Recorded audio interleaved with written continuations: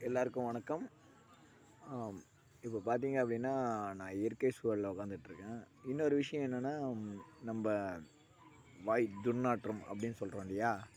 அந்த வாய் துர்நாற்றத்துக்கு என்ன பண்ணலாம் அப்படின்னு பார்த்தீங்கன்னா, நமக்கு வந்து ம், இயற்கை படைப்புகளான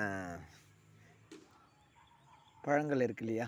அதாவது பார்த்தீங்கன்னா, ஆரஞ்சு பழம். அதனுடைய தோலை வந்து நம்ம வந்து இந்த பல்லுக்கு இடுக்குல வச்சுக்கலாம். அதுக்கப்புறம் பார்த்தீங்கன்னா, நெல்லிக்காய வந்து கட் பண்ணி வச்சுக்கலாம். அப்புறம் பார்த்தீங்கன்னா, கிராம்பு சைடில வச்சுக்கலாம். ஏலக்காய் மெல்லலாம். ஸோ இந்த மாரி வாசனை உள்ள பொருட்கள் மேல வந்து நம்ம வாய்க்குள்ள அடிச்சிட்ருக்கும்போது, அந்த வாய் துர்நாற்றம் போகும். அப்புறம் பார்த்தீங்கன்னா, சுடு தண்ணீல படிகாரத்த கொஞ்சம் உடைச்சி அ தூளாக்கி, அத வந்து வாய் கொப்பளிச்சுட்டே வந்தா, வாய் துர்நாற்றம் நீங்கும். அது மாரினா வாய் புண்ணு நீங்கிறதுக்கு பார்த்தீங்கன்னா, அத்தி மர பால் வைக்கலாம். இதெல்லாம் பண்ணிகிட்டே வந்தோம் அப்படின்னா, நம்மளுக்கு வாய் துர்நாற்றமெல்லாம் இருக்காது. ம் இது வந்து பார்த்திங்கன்னா, இயற்கையான முறையில நான் சொல்லியிருக்கேன். இத வந்து பயன்படுத்தி பாருங்க. நிச்சயமா நல்ல ரிசல்ட் கிடைக்கும்.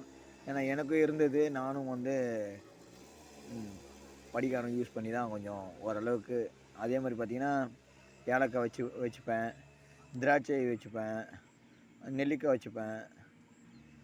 யார் என்ன சொன்னா எனக்கு என்ன இருக்கு? என் வேலை வந்து என்னன்னா, எனக்கு வந்து பேசும்போது அந்த வாசனையா இருக்கணும்.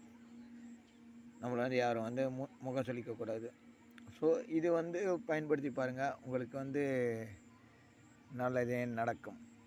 அடுத்த வீடியோ சந்திப்போம். அப்புறம் நம்ம சேனல லைக் பண்ணுங்க, ஷேர் பண்ணுங்க, சப்ஸ்கிரைப் பண்ணுங்க, கமெண்ட் பண்ணுங்க. இன்னும் பல தரப்பட்ட வீடியோக்கள், ஷார்ட்ஸ் எல்லாம் வரப்போகுது. நன்றி, வணக்கம்.